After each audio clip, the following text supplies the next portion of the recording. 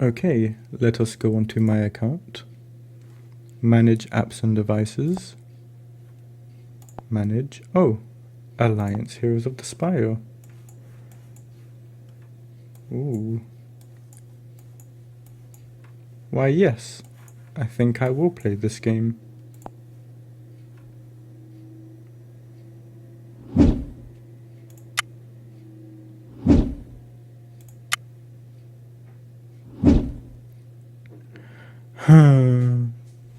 Please allow me to tell you a great story. On the 1st of March 2024, the sunsetting of Alliance Heroes of the Spire was announced. After the 30th of March, no more in-game purchases will be available in the game's store. And after the 30th of April on server reset of May the 1st, the game would be closed down forever. If you are listening to me now, that can only mean one of two reasons for why you have clicked on this video. The first is that you are inquisitive, you're an external viewer, you have no idea about this game, and you simply clicked on it because maybe you've watched my content before, or maybe you just decided to click on a video and listen to something for however long this video takes. However, if you are in the second category, then you are here, like me, to reminisce fondly over the many memories, battles and experiences you have had with the greatest mobile game ever made. And you are here to pay tribute, along with your fellow commanders and legacy alliances, to this totemic, era-defining, genre-revolutionizing masterpiece of a casual game experience. Perhaps my bias is showing a little. I am glossing but a simple mobile game quite heavily over here. But what inspires someone to talk in such grandiose terms about a simple mobile game? Well, after the announcement on March the 1st, I decided to record every single second of gameplay footage that I played up until the sunsetting of the game, and I even created a second account on a second emulator to record fully the new player experience and to capture the story that was untold from the very beginning. And while recording hours of footage for 2 months straight wasn't exactly easy to keep on my computer, I managed to salvage what best I could, so I can give you the best footage possible, to allow those of you who have never heard of this game to fully understand how us in Category 2 experience this game, and of course, for those of us in that latter category, for us legacy commanders who firmed this game out up until its dying breath, port your airship, pull up a seat, grab a strong drink, and share your wondrous adventures with the rest of us, as I pay tribute and give my farewells to Alliance Heroes of the Spire.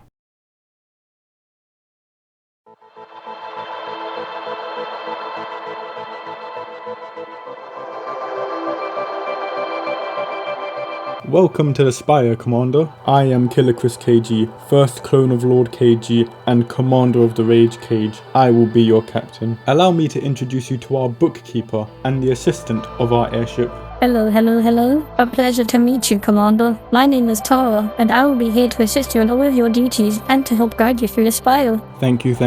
And as for introductions, let us start with what is Alliance Heroes of the Spire. As mentioned previously, this is a mobile game, an app game, even more accurately a gacha game. Like most mobile games on the market, it doesn't escape from monetization in order to gain a profit, and as a means to enhance progression for players. You can spend real world money for currency, or buy offers directly that either grant you new gear immediately, or grant you chances at drawing for new characters. New characters? Do I get to talk about summoning yet? Soon, but first I do want to make it clear that this game is in the same category as the many other mobile games that allows you to bypass natural forms of progression within the game by spending currency in the game that is external to what is available through regular play. In other words, chances at rare characters, good gear, or more perks and resources can be acquired by simply buying it. I am a great proponent of the idea that games should either be single-time purchase subscription based free-to-play donation or advert funded, or if a game makes money by selling goods and services, let that be external to the natural loop of the gameplay experience provided,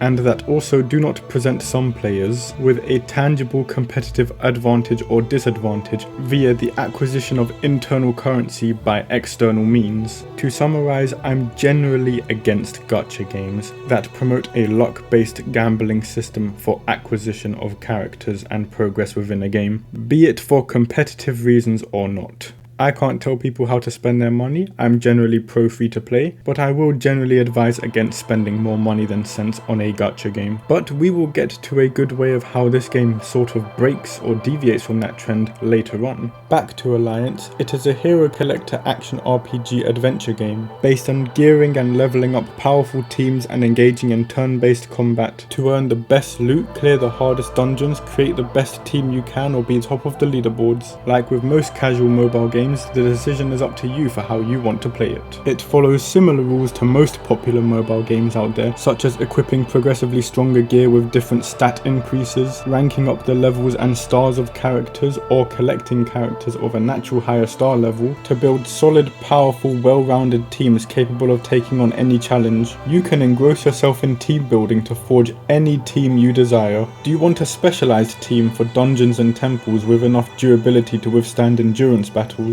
Do you want to build a high-impact glass cannon first-round nuke team, spearheaded by a leader who has intense first-round offense or defense buffs, so you can build yourself a nightmare team for either the Alliance Wars or the Arena? Do you want to cram all your favourite characters into one team, or do you want to make a team comprised solely of duplicates of one single character? The reasons for each team may vary, but the possibilities are endless, provided you have acquired the means of summoning these powerful heroes to your roster. Now Tara, the floor is all yours to explain summoning, heroes, and team building to all these people. Finally, hello Commander, allow me to explain summoning to you. The void is that space between all of the various versions of our world that fall through the rifts, and out there you can find heroes that were lost when the fracture got, well, fractured. The fracture was caused by an event known as the Cataclysm, whereby... Tara, please, I'll give you a chance to explain the history behind this later. For now, please just stick to explaining summoning. Oh, fine. The summoning portal is an ancient and mysterious mechanism used for pulling heroes out of the void. The essence of these heroes are contained within hero cores, with an escalating range of qualities for each hero, and a variety of classes and origin traits. However, all of this comes at a cost for the summoning portal. You can either pay in gold for the more basic of hero cores that you have collected, or gather shards of rare and exclusive hero cores for more powerful summons. The variations of exclusive hero cores are truly astonishing. When building a team, you first need to identify whatever task it is that this team needs to accomplish. Then you need to select and gear up a team based on specific requirements. This includes the character's stats, what beneficial buffs and negative status effects they can apply, and whether your team even meets the hero or level requirements to engage in the raid, which will often be required for hero events or higher level equipment temples. Sounds like the heroes you bring are going to be quite important for your journey. Tara, why don't you briefly explain the categories the heroes can be divided into? Certainly. Let's start with the elements. There are 7 elemental variations of heroes across the fracture, fire, water, and nature being the most common 3. As you may expect, fire is strong against nature but weak to water, nature is strong against water but weak to fire, and water is strong against fire but weak to nature. The 2 most powerful and rare elements are order and chaos, which strongly oppose each other, but do not affect, nor are influenced by, the other elements. Similar rules apply to the spirit elements, shadow and ethereal, with heroes needed for each respective spirit element in order to traverse their once forgotten lands. For rarity, it is simply divided into 5 categories: common being 1 star, fine being 2 star, epic being 3 star, legendary being 4 star, and mythic being 5 star. The natural star rating and rarity of these heroes dictates their stats and their effectiveness in their designated role, these specialist roles being broken down into attack, defense, and support, with even more specialized subcategories depending on the hero, those being bruiser, protector, focuser, sweeper, enchanter, and healer. And the last form of categorization is the origin of the hero, be it the Imperium, noble and lawful, the nomads, cunning yet brutal, the enlightened, enchanting and elusive, the mech-born, robust and explosive, or the void spawn, haunting, and grueling. With all these categories and this much specialization, your airships will be flying out top quality raiding parties in no time. Funny you should mention airships. With all this gear to collect and all these heroes to summon, we have to find a way of establishing ourselves as dominant commanders in the Spire. With all of these various energy currencies, all of these rare islands floating around, and all of these temples and story locations dotted around the map, your airships can be utilized to send out parties to idly battle through these locations, or to spend a few hours exploring a rare island for free loot. However you wish to gather resources and level up your barracks, the airships will be any commander's bread and butter tool to ensure multiple avenues of maximum efficiency raiding is going on simultaneously to boost and expand the power of your collection.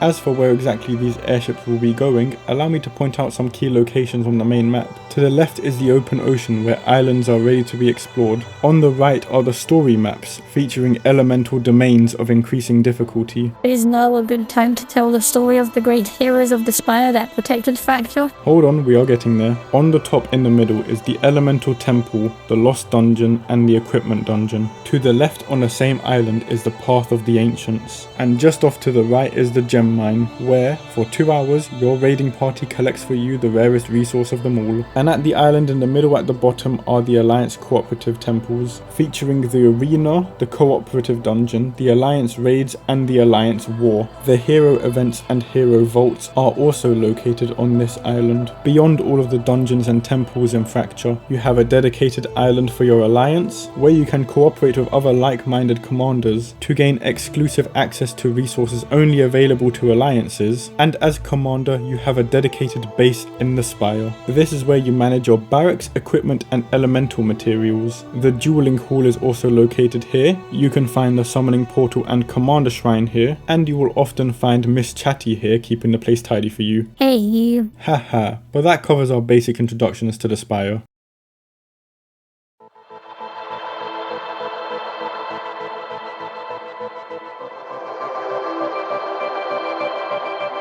Games are commonly, but not always, a medium for artistic presentation, be it to tell a story, display a beautiful world, or to intrigue players into the endeavours of a character, to follow along in their experience and journey through this fictional creation, while the rest of the time games serve as a hands-on stimulant to entice the players into consuming the product. In short, people will spend money for stimulating fun or to engage with a well-crafted interactive storybook. As I mentioned earlier, this game falls into the gacha game, mobile game genre, and to refrain from explaining how these games retain a player base, I will save the gameplay comparison to other mobile games for later on. But with regards to the storytelling, world building, the setting, and the internal events that justify the gameplay, mobile games tend to do enough to justify their existence, while leaving the mid to end game as a leaderboard chasing, daily rotation farming slot machine simulator, with whatever passes as a story being used as the initial justification and tutorial to get players into this ongoing loop. Even some non-mobile games have poor justification for why the gameplay loop is even occurring within the game setting,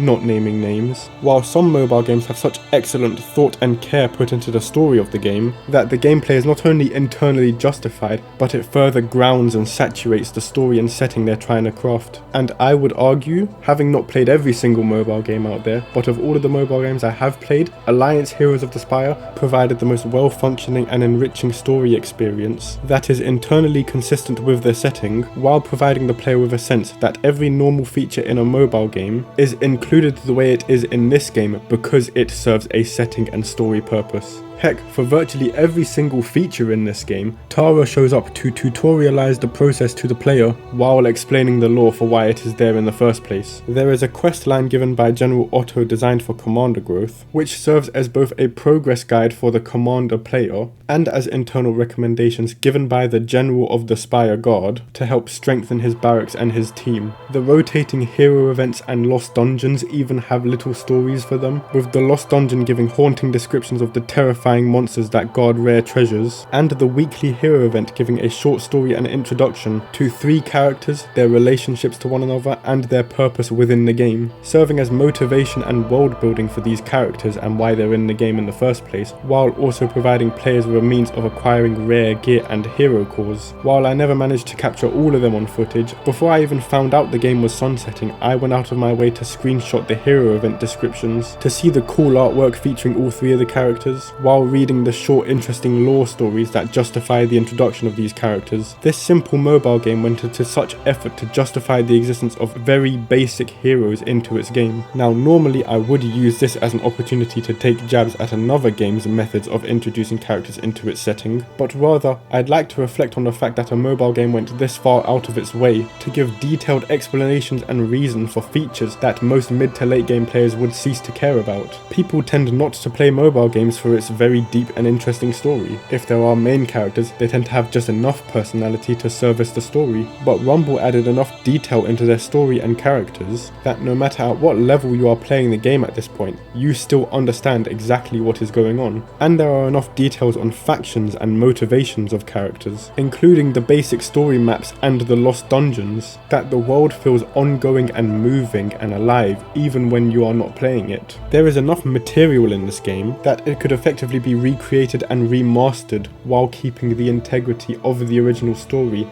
and possibly even enhancing it further than the original game could have provided, which is another way of saying my mind always races about the possible stories and maps and creations and fights you can make out of this game and setting and all the characters involved. And at some point past this video's creation, I will be very grateful to share them with you. But back to the game's story. Every week, an event festival is set up, celebrating the elements that make up Fracture. This is the game's justification to incentivize players to selectively farm certain items, to use certain teams and level up specific characters, usually related to the Elemental Festival, in order to gain milestone rewards for rare items and cores. While this is going on, there are two in-game story justifications for this. The first being that the commanders of the Spire gather every week to celebrate and revere the elements that make up Fracture. They actually collect the in-game currency you are trying to collect for the milestones and utilize them in ritual or celebration while telling stories of the endeavors of the heroes who came before them. And the second story element is that every week there is a new unique story featuring the heroes of the Spire engaging in some rather comedic activities with one another that you can reveal after you pass certain milestones.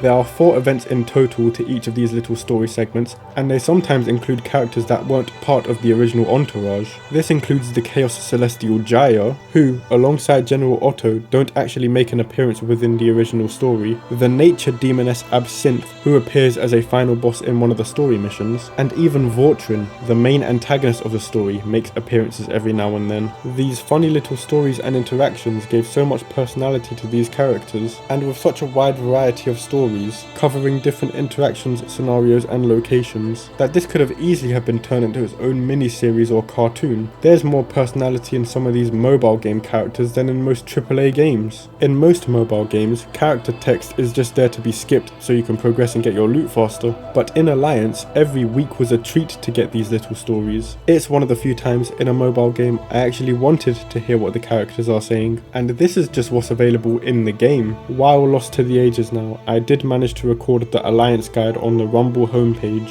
which again serves as both a guide for the player to progress and understand the game mechanics, while also explaining the story and setting and reason behind why the game takes place in the first place. Again, Rumble did not have to go out of their way to do all of this just for a silly mobile game. And the best part is that they have the Alliance guide being written, presented and narrated to the commander by Tara. I have been summoned, metaphorically speaking. Now that you are here, Tara, I would like for you to explain to the commander the story behind Alliance, Heroes of the Spire. What a joy, my favorite subject. Gather around, commanders, and make yourself comfortable. In the distant past, prior to the Cataclysm, there was a stable standing world that inhabited great life and many civilizations, pioneering the advancements of life on this world. Many archmages do powerful magics to accomplish great feats, but their ambitious achievements drained the life force of the world. In an attempt to save this dying world, an archmage named Kelias built this grand structure we now know today as the Spire, used to serve as the last bastion to house the dying civilizations that inhabited the world. Despite his best efforts, the continuous drain on the life force of the world ensured its ever-increasing demise. The other archmages banded together and decided to build more spires to house the dying civilizations, but Archmage Kelias thought of a method to restore the life force of the world. So certain of his hypothesis, his mind became twisted and he became desperate, so much so that he killed the other archmages, preventing the other spires from being built. From there, his plan was to cast a powerful spell that would drain the life force of an alternate world and use it to restore life in his one, and the spell worked. Only it had far-reaching consequences he did not foresee, pulling all of the alternate worlds into his one and crashing them all together, causing the event we now know as the Cataclysm. The Fracture is the unofficial name of the world they are now forced to inhabit thanks to the Cataclysm. As a result, fragments of these alternate worlds pour in as rifts. The space between these alternate worlds is known as the Void, where many heroes and rifts find their way into the Fracture, leaving the ample opportunity for raiders like us who seize these grey strings found within these rifts and hero cores to become a commander powerful enough to restore honor and civilization to the Spire and walk the path of the ancients. Among the heroes of the Spire, accompanied by me, are the 5 heroes who help you out in your journey of stopping Vortin the Defiler. He attacks the Spire so he can steal hero cores, while mind controlling each of your party to help in his deeds. He steals the key to the elemental temples and uses it to gain ascension, where he then summons heroes to use as his links to the elements, which he uses him to grant himself temporary immortality and to allow him to cast a very powerful spell, the spell being to reverse time to undo the mistake that he, Helios, the Archmage of the Spire, once made in a bygone era. Your task is to develop your heroes, sever his link to the elements, and defeat Vortin the Defiler so that he cannot undo the world that you and your friends live in, and this new world in Fracture can live on as it is, mistakes and all. That is the end. Thank you for listening. Truly a gripping story we have on our hands, but what impresses me most about the story of Alliance Heroes of the Spire is how well presented, well structured and well paced it is, keeping in mind that this is a very simple RPG mobile game, and for the context of the story that you and your heroes are going through. First you have the visual scenarios and settings of each location. The destroyed and foggy map should tell it all, but when you are in each map and fighting the enemies, the details and presentation of each setting within their respective elements allows one to grasp a unique feel of each environment that these places were actually lived in, and the maps in general just look good to do combat in, including the arena and temples. Travelling and battling step by step through each of these locations, getting deeper in and fighting stronger enemies and eventually fighting the big boss of the location, for how expected it may be within the action-adventure genre, progressing through unique locations, fighting specialised enemies, and then challenging a powerful boss at the end. A boss perfectly picked out for lore, thematic and difficulty reasons, pulls me out of the simple scope of a turn-based mobile game and immerses me into this unique action-adventure fantasy. The length of the story and the number of maps you have to traverse is also not overbearing. There are 2 maps for each element, 2 unique maps featuring all the elements, and the second variation of each map is harder and more rewarding than the first. I should also mention that every map has lore relevance to it. There are significant landmarks, very powerful relics hidden within, or some of these locations are just the homes of some of these people. Every map is colourful, unique, distinct and rewarding, and it's actually made traversing this RPG more enjoyable. But more on the way the story is told itself, you get the large art renders of each of the relevant characters involved, big text boxes with concise and easy to read dialogue, but above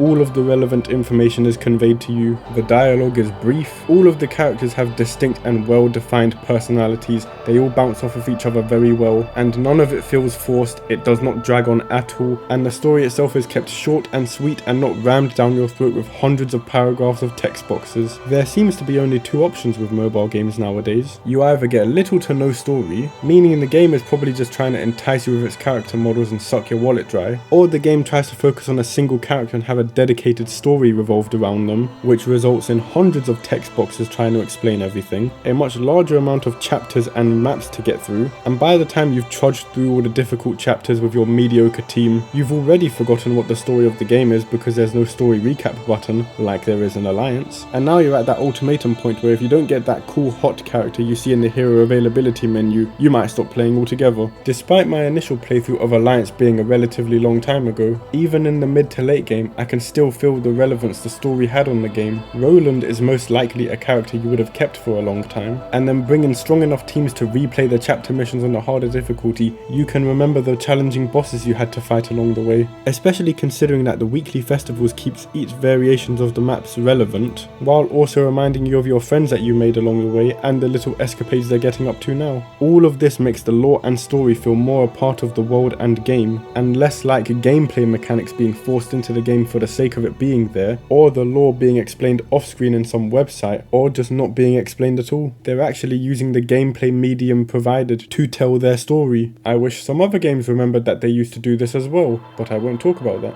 And for my favourite point about stories within games is the explanation for the gameplay, to the point where in this game, the materials, the structures and resources used for certain gameplay features, and even the special maps and events, all have lore to them that are relevant to the story and setting. Summoning heroes, evolving heroes, and ascending heroes all have story precedence. Explorable rifts and airships all have story precedence. The Alliance, the Arena, and the co-op maps. The Arena is used as a contest between the champions to battle for supremacy. The Alliance lets you form up with like-minded commanders to achieve common goals, while the Alliance raids and co-op dungeons allow you to battle through with your Alliance mates in order to gain unique crowns and artifacts so you can rank up and power up your heroes even further. Even the hero events and the Path of the Ancients both have their own stories and relevance to the setting within them. I could and maybe I should go on about how well versed and multifaceted the lore and story of this game really is, but more importantly, the finely detailed lore and world building for this game proves to me that the developers really cared when making this game. We didn't need to know the lore of airships and exploring rifts. We didn't even need to know the details of Ascension and Evolution Wisps. In fact, even as the game went on and they added new features such as ranking up, they had Tara explain these as well. This is a world screaming with vitality and vibrance, and while I could go on about what could have possibly been with this game, everything it showed me warrants all of the praise it is getting now, and to this day I still hold all of this lore and story and world building for this game in very high regard.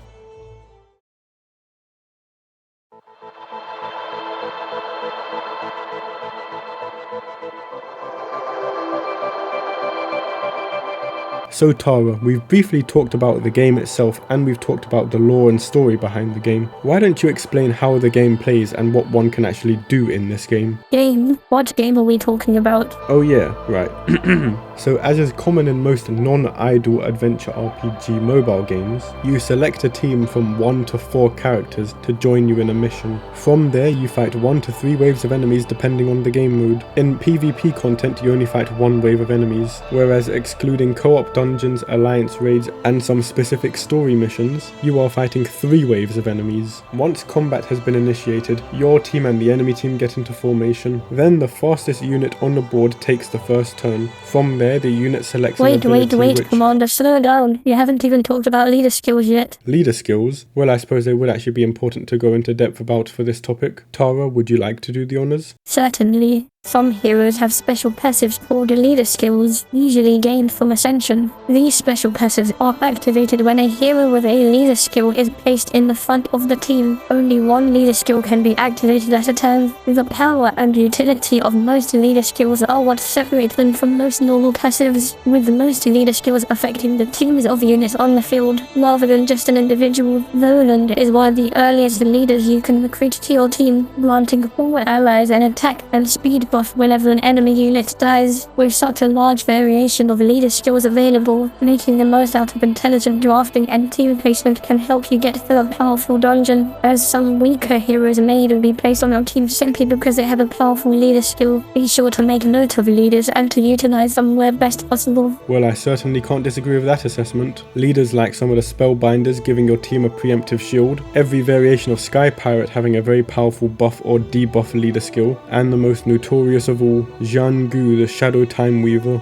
The Black Hole leader skill topped off with a Witchstone set puts her as one of the most devastating speed manipulators in the entire game. But thanks for mentioning leader skills. Now back to the actual combat. So the fastest unit always goes first at the start of combat. On your turn, assuming you're not stunned or silenced, you can pick one of 3 moves, with some units being an exception for only having 2 moves, and an interesting exception for some units who have 4 moves. Every unit who is epic or above usually has 3 moves or 2 moves and 1 passive, with the extra extra move or passive being added via Ascension. When either silenced, confused or provoked, every unit will use their basic attack. Basic attacks have no cooldowns and are the standard abilities for each unit. Mentioning cooldowns are important because there are no special or ultimate abilities in this game, mainly due to the prior mentioned exceptions of characters with either 2 or 4 abilities. They are simply stated as abilities with cooldowns, but the abilities of bigger cooldowns, which are further on the right, are the more powerful abilities which we can safely call ultimates for each character, especially when you consider that the elemental variations of each character have similar moves of this type but with a slightly different variation depending on the character.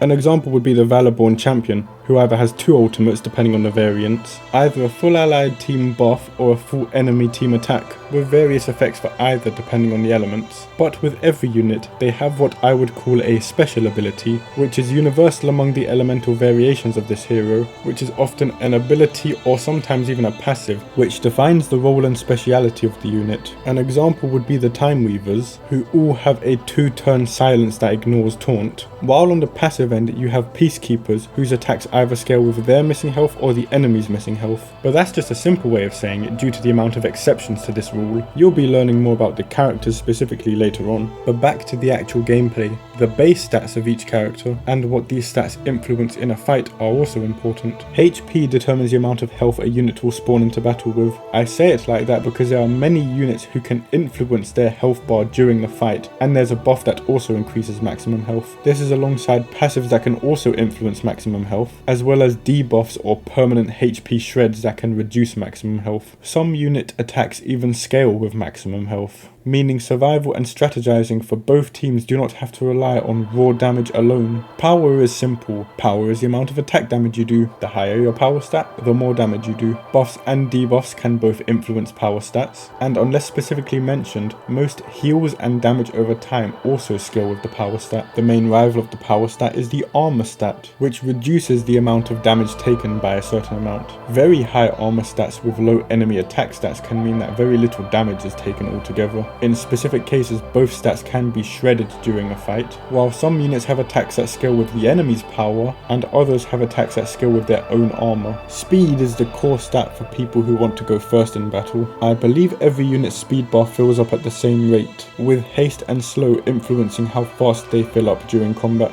The primary purpose behind the speed stat is that the highest speed stat goes first during combat. If you have important units that need to go first or need to go before other units, you need to make sure they have a high speed stat. And also, several units have attacks that scale with the speed stat. Along with the speed stat or haste and slow combat effects, speed bar drain and fill are also very important to combat. While some units have passives or abilities that grant extra turns, some units can fill their or ally speed bars so high that they take way more turns than the enemies can. And on the flip side, being able to drain enemies' speed bars is also crucially important. Slowing the progress at which an enemy unit can take a turn can be very crucial in most fights. Or if you plan on building a full speed drain nightmare team, then you can do that as well. Either way, some matches, particularly in PvP, can be decided if one team takes way more turns than the other, or one team simply nullifies the opponent's abilities to take turns. In a turn-based game, taking turns is king, and speed are the jewels on that king's crown. The next stats are aim and block percentages. Aim refers to the reliability at which your unit can apply debuffs to the enemy, while block refers to the reliability at which a unit can resist debuffs being placed on them. Blocked attacks also cannot be critical hits and reduce the amount of damage taken from that attack, with aim also reducing the likelihood that an enemy will block your attack. Some units have attacks that scale with the aim stat, and some units have defensive buffs that scale with the block stat. But the value of aim and block manifest themselves most during either PvP content where the enemy is also scaling aim and block stats, or in very high level PvE content such as the Path of the Ancients, Lost Dungeons and high level hero events. Particularly in the latter category, the enemies scale with levels and base stats far higher than your gear and levels can reach. So if you want to resist the devastating debuffs that the enemies can place on you, or if you wish to hinder the very powerful enemies that dwell within these dungeons, these are the key stats you need investing in. Or you could always just bring someone who cleanses debuffs. The next 3 stats relate to critical hits: damage crit, healing crit, and crit multiplier.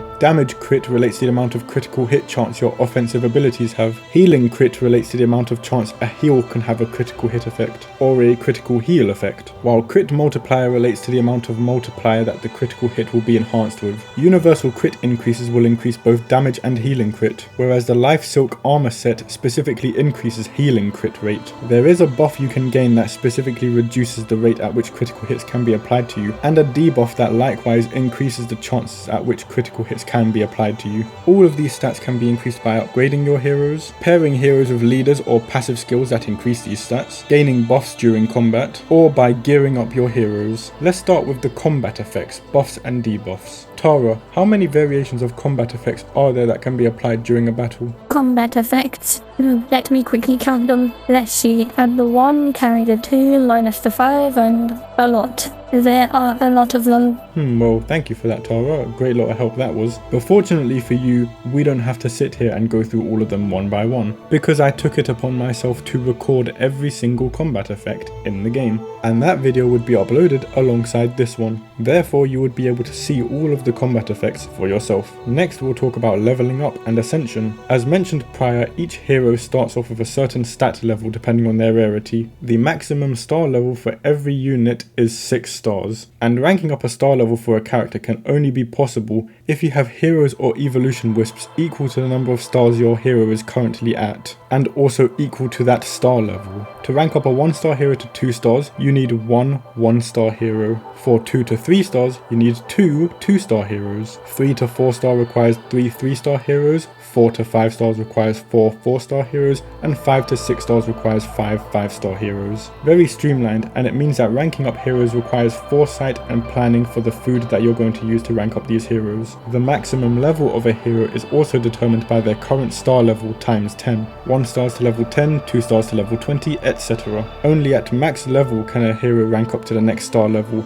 and the maximum level is 60. Leveling up your heroes can be done in several ways. Go dungeon crawling and raiding with your squad, sending them out to explore islands with longer time limits resulting in more experience, or by fusing experience wisps or other unwanted heroes into the hero you want leveled up. If I may cut in, fusing a hero with another variation of the same hero, or fusing them with a skill wisp, will level up any passives or skills the unit has. Leveling up skills can increase the damage they deal, increase the duration of combat effects they apply, or increase the efficiency of some of their unique attributes. Some of them also reduce the cooldowns and initial cooldowns of some abilities, which can drastically change their efficiency in combat. Well, thank you for the information dump, Tara, which is important to mention because ranking up a hero to rank 2 and above requires the hero to be at maximum skill level. The requirements for ranking up to rank 2 and above are very steep but are very rewarding in the end game. Your heroes also need to be ascended as well. I'll let you talk more about ascension when we get to the elemental dungeons themselves, but we still haven't talked about gear yet. Gear and jewels also follow the same levels and star rating systems as heroes, only difference being that their level caps are different and they cannot be ranked up. Gear is divided into 6 pieces, with 1 extra slot being for crowns. There are also color graded rarity for each gear as well: common, uncommon, rare, epic and legendary, color coded as white, green, blue, purple and yellow. The rarity determines how many jewel slots are available on the gear, ranging from no jewel slots to 4 slots. Jewels also have star levels and also increase specific stats. They also vary in how they increase stats, either a percentage or a flat amount. Back to the gear themselves, there are also set bonuses. Multiple versions of the same gear give a bonus to a stat. There are sets that are 2 set bonuses and some that are 4 set bonuses. I think the most interesting ones to talk about would be the 4 set bonuses.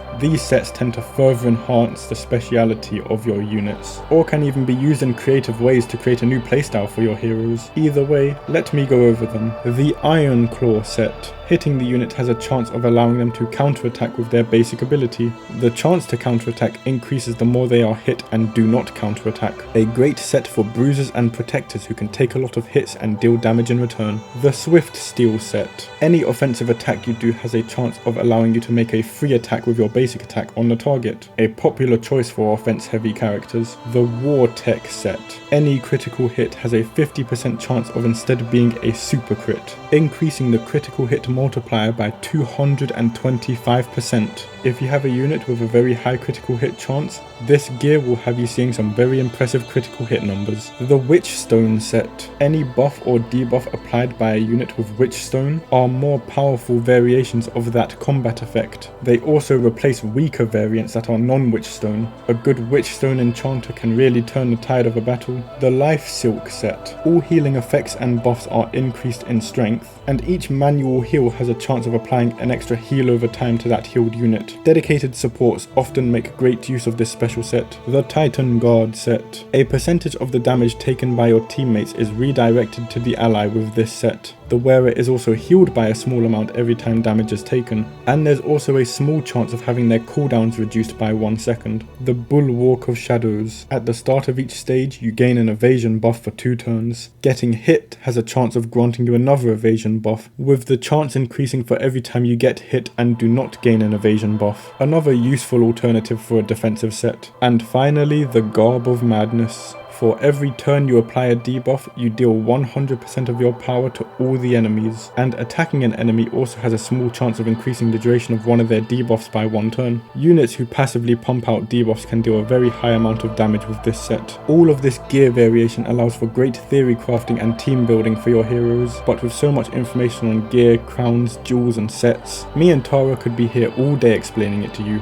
So I simply recorded it all for you, along with all the other commander guides I explained along the way. So please, do check that video out as well. Now Tara, where can one find all of this equipment, and find all of the ascension and level up materials required to rank up your barracks? Why, in the Elemental Temple and Equipment Dungeon, of course. The once sealed Elemental Temples, guarded by their respective Elemental Guardians, is the primary location for finding Elemental Essence. Each respective Elemental Temple is guarded by the corresponding Elemental Guardians, with the final Elemental Guardian being all that stands in the way between you and Ascension. Battling through increasingly formidable dungeons, you will need to build a team of heroes that can counter the Elemental Dungeon you are trying to raid, while also ensuring that your team can survive the long, enduring fights, preparing for the unique abilities of some of the enemies that spawn within each dungeon, while ensuring your team can survive the overwhelming power of the final Guardian. Once the dungeon has been conquered, you can gather the essence for the purpose of Ascension. The standard use of Ascension is to upgrade your unit into a powerful alternate version of themselves. Ascending a hero grants them a new look, more stats, and a new ability. The ability gained from Ascension is usually the hero-defining trait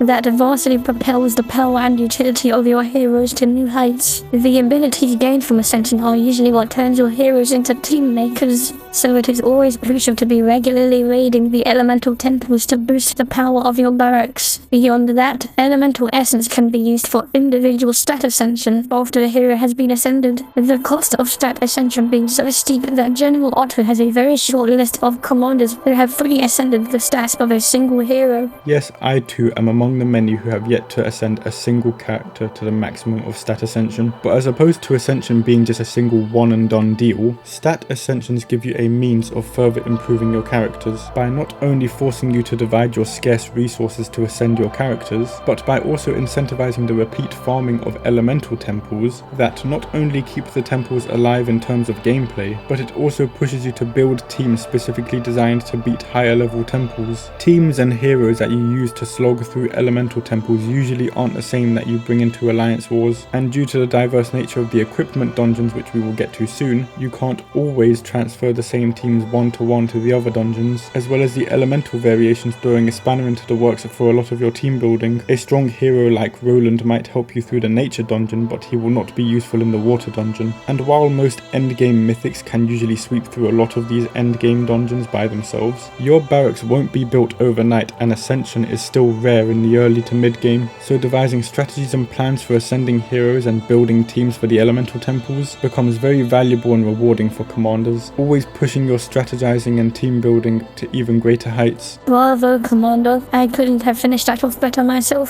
Now allow me to discuss the equipment dungeons. The equipment dungeons are the primary location for any raiders to acquire the most powerful and rare gear sets. However, in order to acquire this gear, commanders must triumph over the terrifying legendary guardians that protects these rare treasures. The original 6 legendary gear sets each have their own dungeon, while there are 4 more dungeons which are Sun Shield, Bloodstone, Dusk Shroud, and Ghost Veil. The latter 4 include their unique namesake gear, while the Dusk Shroud dungeon also has Bulwark of Shadows, and the Ghost Veil dungeon has Garb of Madness. Each of them are also elemental specialty dungeons. So fighting the elemental temples for ascension materials and fighting the equipment dungeons for their equipment. I'm sure I can build a powerful enough team to handle all of this. Well, I would be careful if I were you. Not only do the different elemental variations throw off which teams you can use, each unique dungeon guardian has very specific and powerful attacks and abilities, like Sharagon, Terror of the Deep, whose tentacles guard him during combat, or the Cursed Shadow, who can apply very powerful debuffs to your team. Some dungeons require removing debuffs from yourself, focusing fire on specific enemies and avoiding some enemies, or by bringing specialized units who can either protect allies or hit enemies multiple times. All of this planning and team building just to ensure that you have the best teams to acquire the best gear. I do enjoy how this promotes diversifying your team and investing in specialized units who have different roles on your team, especially when the later dungeons have tier 2 and tier 4 gear, meaning when your units are promoted to tier 2, 4 or above, you can equip even higher scaling gear to them. There are 2 things I really love about the equipment dungeons. The first is how it cleverly constructs obstacles through the varying challenges of each dungeon that force you to seek out and improve various heroes with different benefits that allow you to overcome different challenges. Even in the highest scaling difficulty of dungeons, I still used epic heroes due to the benefits that they can apply. This has tremendous value for building into the late game, as you're never stagnant on heroes to build up. Even some of the most supreme of mythic heroes still needs good equipment to get through the dungeons, and the higher difficulties were a great way of showcasing just how well you can build teams to overcome the challenges consistently, with the obvious rewards being excellent late game gear. And the second thing I love is just how epic and creative the boss fights are in general. They could have stuck with the same stock boss battle as they did in the elemental temples, but instead we got a variation of 3 new monsters, with every unique boss fight playing in a different way due to the various skills and abilities that the boss fights employ. I dare say this partially set the standard going forward for unique boss fights in temples within these RPG mobile games. Many new RPG games have unique bosses that have different traits and different abilities that require a unique team each time. You can argue as to which ones you prefer, but Alliance Heroes of the Spires have some of my favourite boss fights in mobile games, which I think wraps up my talk on the temples. So how about we move to the Alliance and PvP Wait, no, game? hold on, Commander. You are forgetting the most important dungeon of all, the Lost Dungeons. Well, I almost got away with forgetting them. Please, do tell everybody about the horrors of the Lost Dungeons. The legendary Lost Dungeons hold a very powerful and imposing adversary every 2 weeks. Each dungeon holds the finest treasures you can find in Fracture, but it is also being guarded by its strongest adversaries, so menacing that even their guardian minions have stories written about them. It takes more than just the right teams to face these enemies. Commanders must be geared to the maximum to even reach the guardians at the end.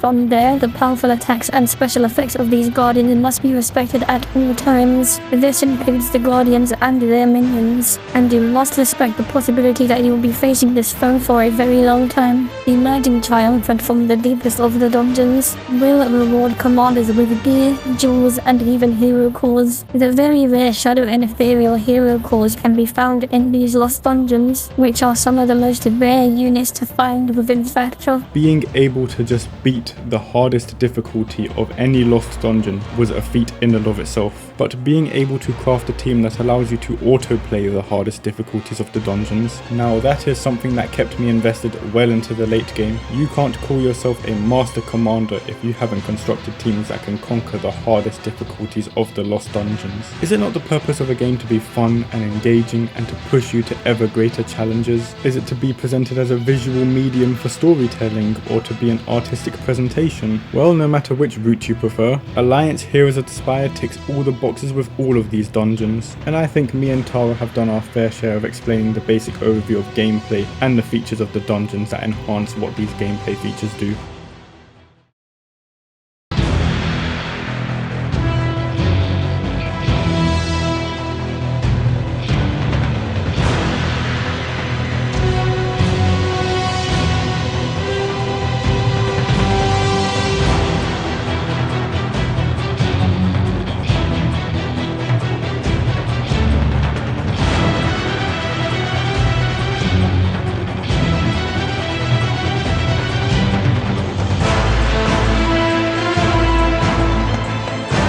Commander, enemies are trying to board the airship. Alert General Otto and get yourself to safety immediately. Right away, Commander. Don't worry, the invaders shouldn't be that much trouble for my team to deal with. Now that we have some spare time alone, should I show you around the base? Let's start with the barracks and the reserve barracks. The barracks is where all of your active heroes are stored, with the reserve barracks being extra space for all of the other inactive heroes. All variations of wisps can also be stored in either barracks. Both barracks also feature extra space for the Spirit Realm heroes. All heroes and wisps in the reserve barracks cannot be used and are inactive but can be pulled out at any time. It basically functions as extra space, which I tend to use for evolution purposes. The main barracks not only stores your active roster but allows you to view the details of them. You can view their stats, their gear, their abilities and their ascension status. All heroes in your active barracks can be used for raids, exploration and any PvP content like Alliance Wars or Arena. Any hero summoned or gained through raid rewards will be sent to your barracks, and only heroes in your barracks can be used for fusion. You can also access your armory directly from the barracks. Speaking of which, the armory is the location where all of your gear and jewels are stored.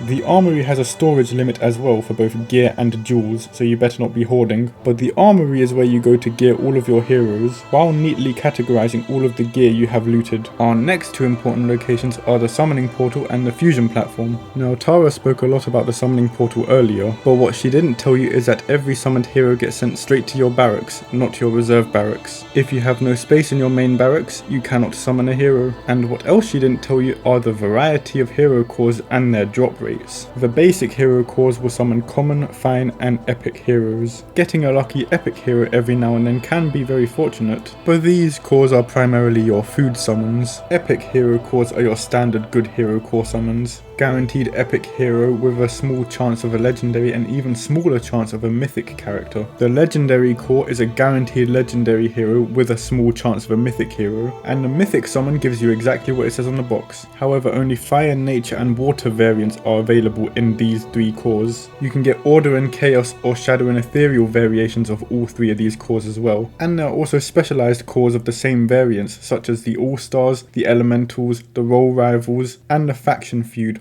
all of which are generally tied to bi-weekly summoning leaderboard events. There are friendship cores as well, which are given via the friend gifting system, as well as the cores for the hero events and hero vaults. I'll save the explanation for these when I get to the game mode itself, but hero fusion is exactly what you think it might be. You use the fusing platform to fuse wisps or heroes into other heroes to make them more powerful. Grim as it may be, the heroes don't feel a thing when they get robbed of their soul essence to power up another hero. Or so I was told by Tara. Don't worry, the summoning platform ensures we'll be finding doppelgangers in no time. The void is a big empty space, as she has already explained. Along with the summoning portal, you also have the hero fusion platform. If you have the right hero ascended at the right star level, you can create specific legendary or mythic characters. It's usually 4 lower powered heroes used to make one more powerful hero, and the legendary characters gained from fusion can be specifically used to gain the mythic characters from the fusion. It's a great way to ration your otherwise unwanted duplicates, while giving you bigger, more powerful heroes to aim for, such as Ouroboros the Shadow War Dragon. Left of the summoning portal is the equipment forge, used to create crowns, specific crown jewels or exclusive hero artifacts. Crafting high-grade artifacts is an excellent way of streamlining the gear set you wish to equip on your character, while also unlocking their exclusive artifact ability. The hero of the day is a great way of finding exclusive artifact fragments for specific heroes, so keeping your eye on daily events and organizing your heroes accordingly is an excellent way of powering up their gear, while the co-op dungeons are where you find crowns and crown jewels.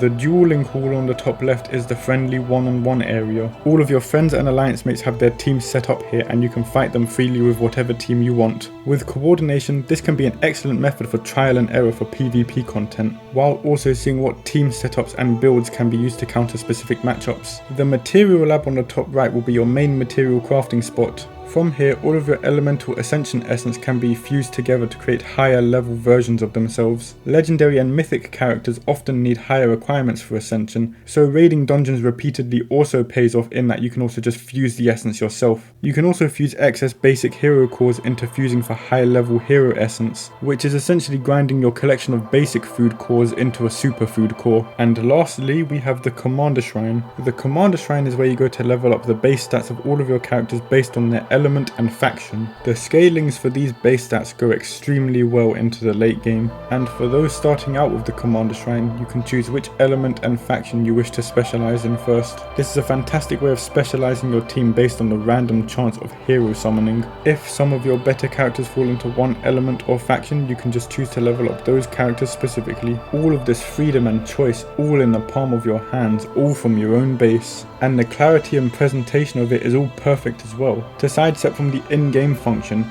most mobile games tend to do a pretty poor job of presenting and communicating these features to you. No trying to find a small little button to click, no trying to scroll through endless pictures and fancy on-screen visual effects. It is all accessible on a single screen, and the base is accessible from any map you are on. Convenient, effective quality of life. It's one of the few things I actually took for granted when I used to play this game, but I feel like I have to bring it up now because of how easy it made life for me, regardless of whether I noticed it or not. We have returned, Commander. Ah, Tara, you're back with good news, I presume? We absolutely crushed them. We also took all of their loot. Astounding work. Let's take this victory back to our alliance. Welcome to Ravenswood. After returning to the Fracture, I, Killer Chris KG, found my way into one of these supreme alliances. Being in an alliance grants you exclusive access to the alliance store, and depending on the level of your alliance through donations, you can unlock and increase the availability of very rare resources. On top of that, each alliance donation level gives you alliance essence, which is an important material for stat ascension. But more importantly, the cooperative aspect of an active alliance are what grant you the best rewards.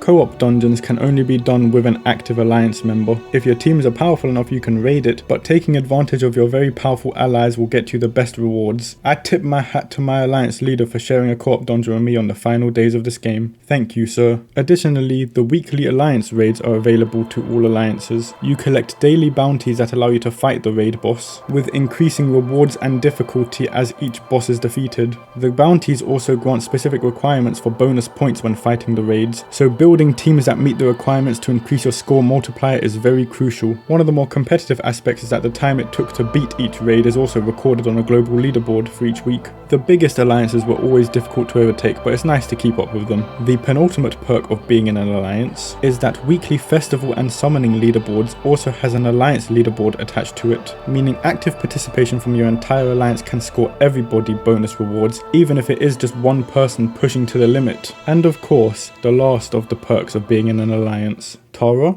take it away. Steel your forces, Commander, and prepare your strongest roster, for the throne of strongest alliances are dictated by the alliance wars. Every 2 weeks, 3 alliances are matched up against each other. It is then a battle of supremacy to claim towers, score flags, and to reign dominance over the battleground. You can only attack towers adjacent to towers that your alliance control. When your alliance occupies over half of a tower, you own that tower, other than your alliance's starting base. When you fully occupy a tower, you can fortify it. Fortifying a tower grants you bonus flags so long as you maintain full ownership of that tower. As you may have predicted, the other alliances will also be attacking and defending these towers. Strategizing to get towers across the board and to fortify key locations is the key to victory. This is the mode where commanders send out their strongest alliance to defend the most key positions. So if you want to be competitive in the wars and secure victory for your alliance, then you better be active, be strategic, and most importantly, be prepared, because all of these high-end alliance wars will come down to the wire and only the strongest teams will prevail. And speaking of the top-end alliances, for my new player account, I joined one of the classic alliances just for fun. But on my original account, when I eventually picked the game back up again, I joined what would end up peaking at a top 5 alliance, Ravenswood. A casual, high-end, no-pressure alliance. I couldn't have asked for a better squad to ride out my game with.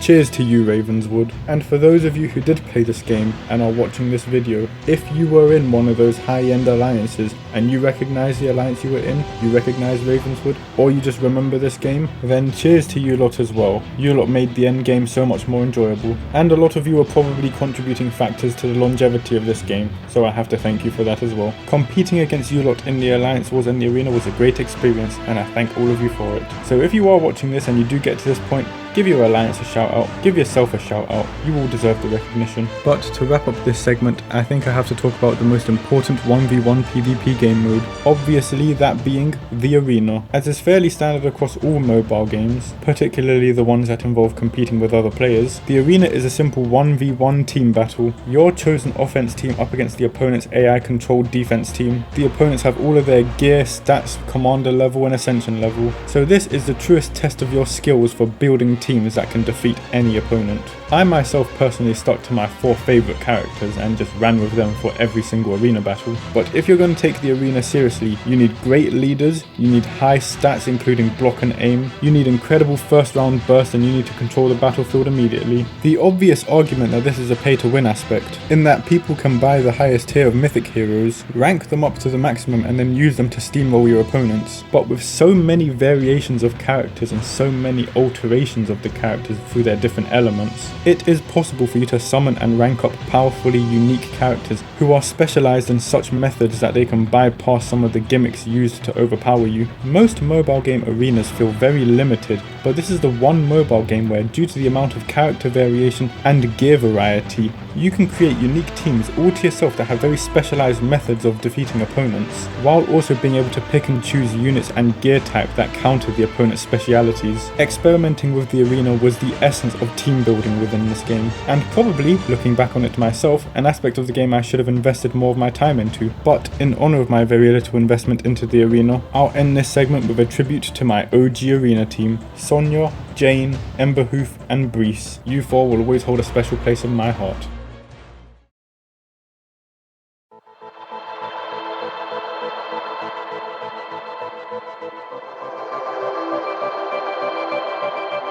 There are 2, well I suppose 2.5, game modes that I haven't mentioned yet. The reason I haven't talked about them yet is not just because they happen to be my most favourite game modes in Alliance, but it's because I feel that these game modes actually deserve their own separate segment to highlight not just how important they are to this game, but also to state that if any mobile game out there has paid microtransactions and does not include a game mode like these 2, then the mobile game should be straight up illegal. It should be deemed a predatory gacha game and should be banned outright, which is a bold statement, but I stand by it. But let me go over the game mode, starting with the Path of the Ancients. The Path of the Ancients is the definitive late game mode for Alliance Heroes of the Spire. It is a PvE game mode and it lasts for 1 month before it resets. At the end of the month, on the last 2 days, all battles in the Path of the Ancients are free. They cost no energy. Otherwise, on normal days, they cost 5 energy for a single challenge attempt. Win or lose, which is important. In the Path of the Ancients, you battle in challenges and you complete them in checkpoints. There are 2 segments to the Path of the Ancients. The battles in which your team health bar carries over to the next fights. If a teammate gets eliminated, you cannot use them in the next one, and health bars remain as high or low as you left them. Using your strongest team of high sustain is very useful here, as they can battle through each node and remain healthy. The next segment is usually a large block of challenges, which you can attack in any order you like, but whatever character you use in any of them, if they win, they cannot be used in another battle. Sections like this are best completed by using 1 or 2 very powerful units to solo the teams, and it's also wise to field each challenge so you know which teams and characters are best used in each scenario. Upon completing a segment and reaching a checkpoint, all of your characters will be reset to normal. The battles start at very low levels, then escalate in difficulty as you move up, and there are 26 challenges in the Path of the Ancients, each of which containing more than 3 fights. If you're bold enough to try this before the last 2 days where you get free energy, be my guest. But what is it that makes the Path of the Ancients so difficult and so rewarding for endgame players? Firstly, the enemies in each challenge are reset every month, so you get random characters in every challenge. This means you can't just use save squads to rinse and repeat the Path of the Ancients every month, especially because reason number 2 is that mythic heroes are included in the character pools that the enemies can have. They may not be geared up to perfection, but mythic heroes alone can cause such damning presence that you have to rearrange a serious squad in order to overpower them, particularly in the later higher level challenges where the enemy stats really scale. And the third reason, which is the most important reason that sets the Path of the Ancients apart from every other game mode, is that in some of these challenges, the enemies can gain 1, 2 or 3 special unique passives that can completely alter the tone and pace of the fight. There are passives where enemies are immune to damage from all sources except a specific element or origin. There are passives where enemies apply debuffs such as Dread, Plague or Death Sentence on every attack. There are passives that allow the enemies to spawn with permanent buffs or spawn you in with permanent debuffs. The list and variety of special passives are almost endless. And the last challenge is 6 battles with mythic heroes at the end with 3 passive effects. Not to mention our earlier segments with multiple battle challenges that feature over 10 battles in a single segment. Needless to say, the Path of the Ancients pushes your roster to its absolute limit. I'm not ashamed to say that me eventually completing Path of the Ancients for the first time was one of my greatest achievements. The rewards are fantastic, and the build up to actually constructing teams to battle the Path of the Ancients is actually the kind of endgame content you want to build towards. Alright, so you built a roster strong enough to beat the Path of the Ancients, then what, you just wait till the next month? Well, once you've completed the Path of the Ancients, you can reset the Path of the Ancients to rank 2 difficulty, meaning you restart the run from the beginning, all the enemies and challenges remain the same, but all of the enemies are scaled to rank 2. Even from the start. So if you had a 1 unit team that could sweep a mode before, well, the enemies are far higher scaled now, so that's not going to work anymore. This requires an extremely powerful and built up barracks. And you know what the best part is? From what I've seen from other players, there is a rank 3 difficulty, which does sound like absolute torture at this point. So why did I hype this up as a must-have for other mobile games? Well, it's quite simple. When you reach the end game, there is a certain point where end game content absolutely stagnates. No matter what challenges there are, you run through them with ease, you rotate your dailies and then you just turn off the game for the day, with the PvP content being the only challenge you actually have left. So for a suitable method of actually engaging players with giving them content that isn't a scam after a certain point, is to give them a reoccurring, very high-end scaling PvE game mode with suitable endgame rewards to compensate. It incentivizes team building and theory crafting while also rewarding you with great endgame rewards such as legendary hero cores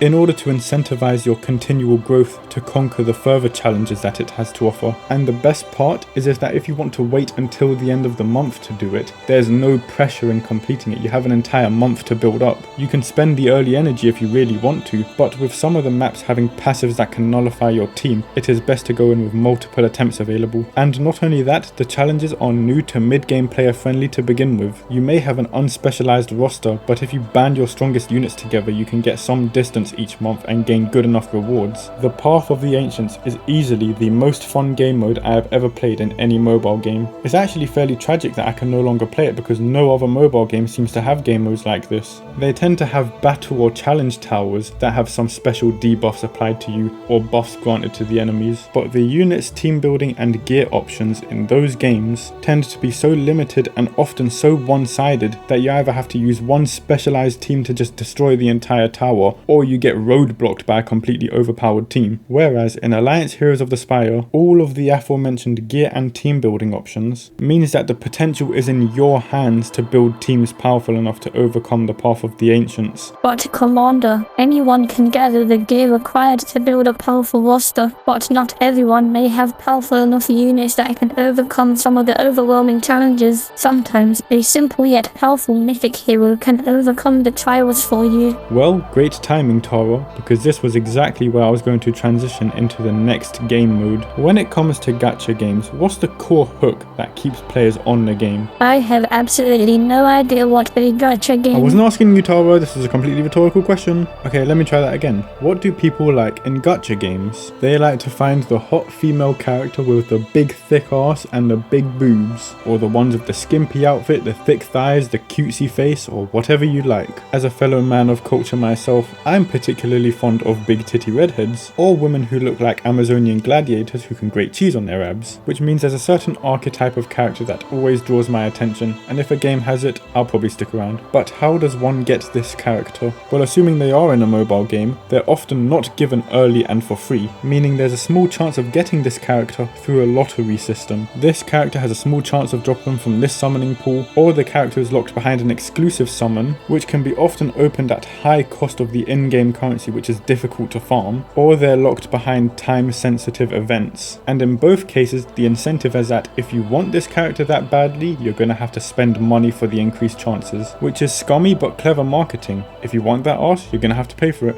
And this is where Alliance Heroes of the Spire steps in to save mobile games. With the absolutely fantastic and, in my opinion, necessary for a legal mobile game, Hero Event. The Hero Event is a weekly rotating game mode. There are 4 tiers to it, but only 3 of them are necessary for the discussion. The first 3 tiers have 6 levels to them, with the higher levels granting more core shards. The 3 tiers, except for the first one, are gatekept by specific characters. These characters are the exclusive heroes tied to this Hero Event. The first tier is open to all of your heroes, where you battle in trials against the epic hero exclusive to the Hero Event. As you run through the Hero Event and gain core shards, the first shards are the exclusive epic hero. You open the core and you get one of the elemental variants of that specific hero. When you have acquired that hero, you unlock the next tier of the Hero Event, where you then battle against the legendary exclusive to the Hero Event. But you can only battle in this tier if you have the epic hero in your team. When you collect enough core shards from this tier, you gain a new hero core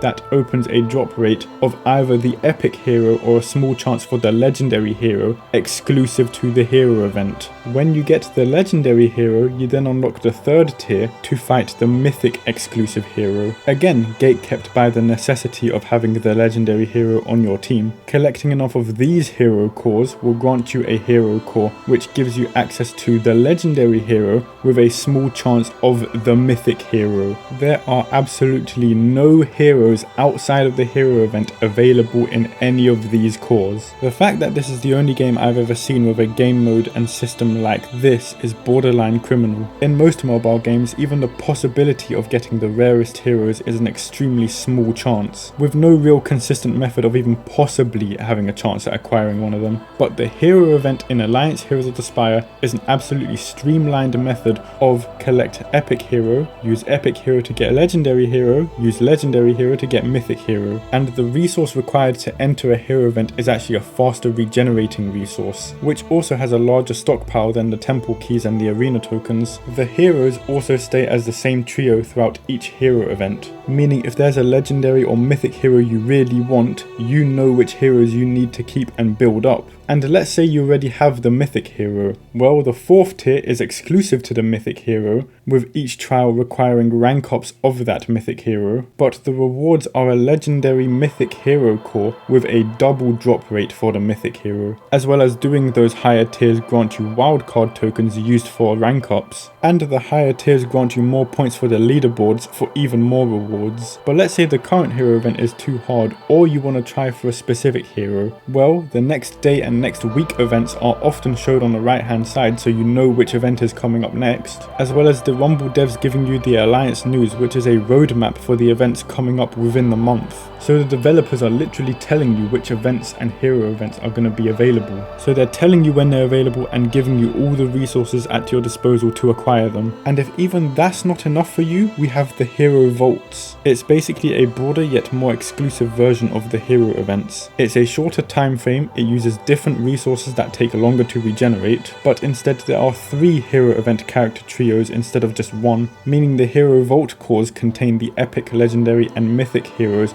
of 3 hero events instead of just 1 hero event. But in order to play in each tier of the Hero Vault, your team must contain 3 of the characters necessary for each tier. You have 3 different heroes to choose from, but 3 out of the 4 heroes on your team must be from that hero pool, which is worse in tier 4 because you need 3 ranked up heroes in order to participate. But that's just the Hero Vault being extra fancy, because while the Hero Vault allows for a wider range of chances at rare heroes, the hero event is static every week and always provides you with a chance at acquiring legendary or mythic heroes. Yes, they are still bound by drop rates, which have a very low chance of dropping the mythic heroes you want. I have hard grinded hero events myself and not come up with a single mythic hero for the entire week. I know the feeling, but some of the most powerful additions to my roster have been from hero events, and I chalk it up to nothing short of a godsend that an event like this is even included in a mobile game. These hero events weren't going away either, they were never timed exclusive except for the week that they were available. They used to introduce characters into the game via the hero events, and heck, the Blade Dancer used to be an exclusive mythic hero not tied to a hero event until they added an epic and legendary hero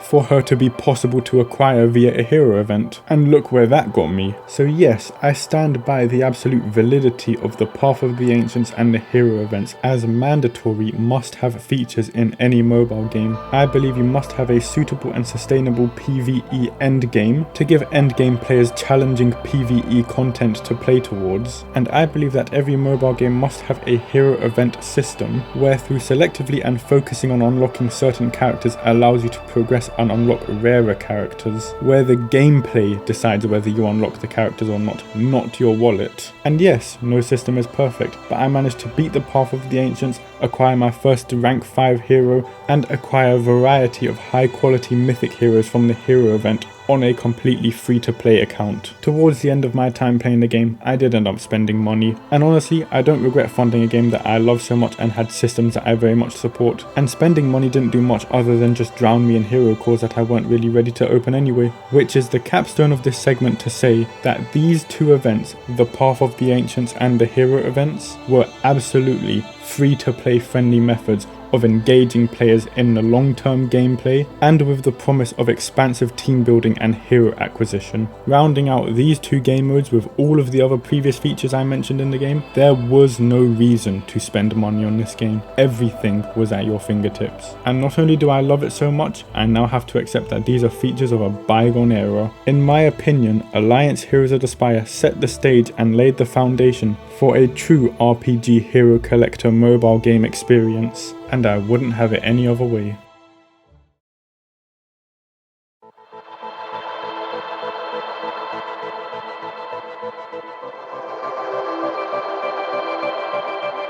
When analysing the popularity of fictional media, it is often not very easy to distinguish the exact reason behind what is enticing people into being invested in this media. A lot of people could argue that it is the story, the journey, the world building, all of the aspects that create a new unique fantasy world that allows you, even if just for a moment, to immerse yourself into a new story, a new world, and to be lost in an experience. I certainly agree with and accept a lot of that claim as well. However, I'd argue that the more prominent reason behind people's investment in fictional media are the characters themselves, the personalities that drive the story, the embodiment of the human experience within the journey. People root for and latch on to characters within fiction, either because they represent an ideal, a characteristic, a personality that the viewer sees within themselves or wish to see within themselves. It's aspirational and they can see themselves within the protagonist or the other supporting characters. You may not be a big strong armoured knight yourself, but the virtue and strength of conviction to travel forth unafraid of any challenge, to fight for an ideal and to protect those who support you, that's not an uncommon human experience. There's a reason mythology dates back to the dawn of civilization.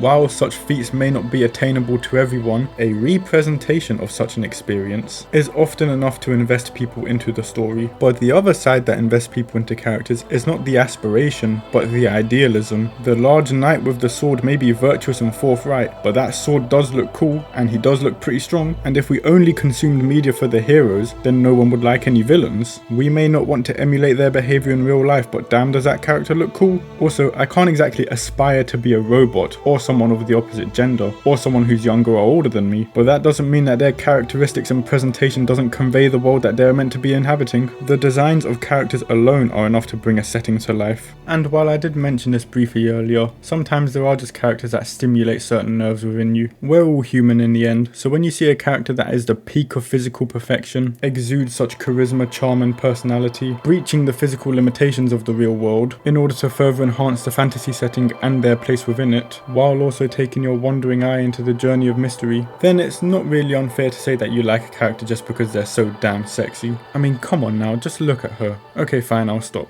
Actually, Alliance has its own version of her, which actually dovetails me in nicely into what I was going to talk about with regards to the characters. Usually when you play an action-adventure RPG game, it is the generic aesthetic and archetype of the character that sells what their role is within the game. You can draw hundreds of characters from this game, epic, legendary or mythic, and based on the character's appearance alone, you often know what they're going to do when you use them in a battle. And aside from just how they look, but the sheer utility of every character in this game, epic and above, meaning that you're quite spoiled for choice when it comes to crafting a team that you want to use. It is only when the utility of the lower starred units gets outperformed by the higher star mythic heroes is when you stop using the lower ranking units. That being said, it still hasn't stopped me from using lower starred units if they have very specific uses that I want out of them. Sometimes even the difference in element can make or break the utility of a unit, and with different elemental variations of all these units, you get vastly different utility cases for these units as well. The same units can play out almost completely differently from one another just because of their elemental variations. It is astounding the amount of variety and utility you can get from all of the heroes available within this game. But let's assume you don't believe me. Let's assume there's only so many characters in this game and they only have so many uses. And this is before we even talk about jewels, equipment and leader skills. Tara, come over here. I have a question for you. How good are you at maths? Well, I am in charge of logging the inventory for every commander's base. Very good to hear. Now you can redeem yourself for your poor counting of the combat effects. I am going to need your help for counting every single variation of hero available within Fracture. Oh dear me, that does sound like a lot. Get your notepad ready, Tara. Allow me to count this up for us. Let's start with the number of heroes available to collect, which is a total of 137. Oh, well, that was easy. Not quite, because remember, every hero can be ascended, which changes their form. So we just double that number? Well, remember, there are also 7 elemental variations for every hero as well. So double the number, then multiply it by 7? Sounds easy, but there's a few exceptions, so let me go over them. There are 6 common heroes, and no common hero can be ascended. However, 4 of those common heroes do not have all 7 elements, only 5. Next, there are 6 fine heroes. 2 of these fine heroes only have 5 elements and can both be ascended. Of the other 4 with all the elements, only 2 of them can be ascended. There are 40 epic heroes. All of them have every elemental variation and they can all be ascended. There are 44 legendary heroes. All of them can be ascended. However, 2 of them only have 5 elements. And there are 41 mythic heroes, all of which can be ascended and have all 7 elemental variations. Oh my, we do have quite a big number indeed. But there's one more you're missing out, Tara. There are 22 unique mythic heroes who are called exclusive heroes, and all of them can be ascended. So Tara, what does that number leave us? Oh my, Spire, if my math is correct, there are 1,882 heroes across the Fracture. You see what I mean? Nearly 2,000 heroes to collect in Alliance Heroes of the Spire. And the best part is that there's nothing stopping you from collecting duplicates of the same hero. So yes, when it comes to choosing and collecting characters in Alliance Heroes of the Spire, the choice is there. For nearly 2,000 heroes, all unique designs, and enough variety in their kits to justify collecting them all, you are simply not telling the truth, Killer Chris KG. But I prepared for this moment. In fact, I was waiting for this moment to come for a very long time, and because it never came, I had to do it myself. 14 gigabytes and 20 hours of footage. I sat down and recorded every single hero in this game. I spin them all round, I show you their ascended form, and I even show you all of their abilities. And most importantly, yes, I will be uploading all of these as well. This game was too good for me to not make a farewell video for, but every single character in this game deserves to be immortalized. Maybe you might not think much of them, but if a legacy player who loved this game and maybe didn't take the screenshots or the recordings of their own game, and maybe they just want to look one last time at those characters, their names and their kits, then I welcome you to the Rage Cage. Over here, I made sure every single one of those characters will be remembered forever, and just what amazing characters they are. Let me go on to my second point about the characters in this game, and that is, this game contains some of the best and my most favourite character designs I've ever seen in fictional media. Save for just picking characters because of their utility and what they can actually do in a fight, some of these characters I went out of my way to get because they just looked amazing. This game uses archetypes and unique designs to craft such spectacular heroes that really bring the origin traits to life. The Imperium feel regal and majestic, yet strong and militaristic. Mechborn are either humans who use mechanical tools, half robots or use machines with them, or just full robots in general, while Voidspawn, Nomads and Enlightened allow them to delve deeper into their mythic fantasies, be it outland bandits, hellish demons or spiritual warriors. Each faction, each hero, each individual design feels so alive and intriguing, and this is me sparing the details of if a character looks ultra cool, ultra intimidating or ultra sexy. And in fact, as is tradition of me and my favoritism towards making a list of my favorite characters, I'm gonna make a list of my top 10 favorite heroes of Alliance Heroes of the Spire, which will be a work in progress for after this video, so be sure to watch that whenever it comes out, and even share your own thoughts on the characters in this game. But for now, I'll end this segment here.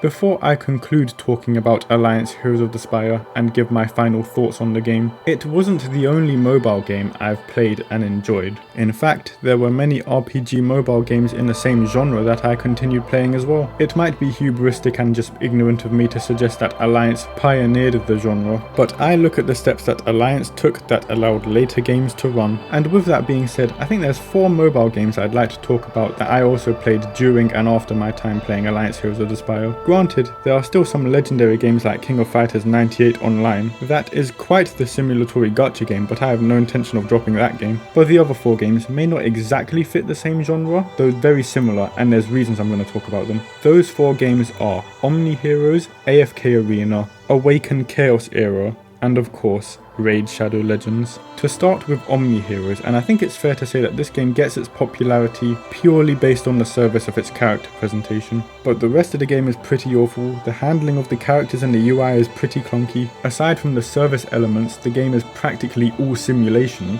and whatever passes for a story is basically solely designed to gather arousal from a certain demographic. This game is one of many games that epitomize the predatory nature of gacha games. It's just a buy and collect your waifu simulator. At this point, you'd be better off just saving art or videos from the internet. I compare this to Alliance to suggest that there's actually gameplay in Alliance. Not only do the characters you take in a fight matter, but the actions you take within that fight matter. And new characters or game modes aren't pay-gated. Paying obviously speeds up any process within a mobile game, but with games like Omni Heroes, it is borderline mandatory and the only reward is getting cool new characters, which starts to stop becoming fun after a while, assuming you were ever playing a game like that for fun to begin with. The next game is AFK Arena. Now I do say I really loved this game. The story of the game was too difficult to get a grasp of anyway, and most of the gameplay itself is pretty simulatory, and AFK Arena also had a different method of acquiring and leveling up heroes. The heroes were broken down into rarity, and collecting multiple duplicates of the same hero allowed you to fuse them together to increase their power and rarity. It used a system of using your team's level based on your highest level units, with a very high if not infinite number of levels to aim for. This ran into the problem of drafting your team not being the main issue, but simply if the enemies outlevel you too high. The higher levels you reach do increase your idle rewards, but that becomes grindy to the degree of I just need levels to bash stats over the enemy's head,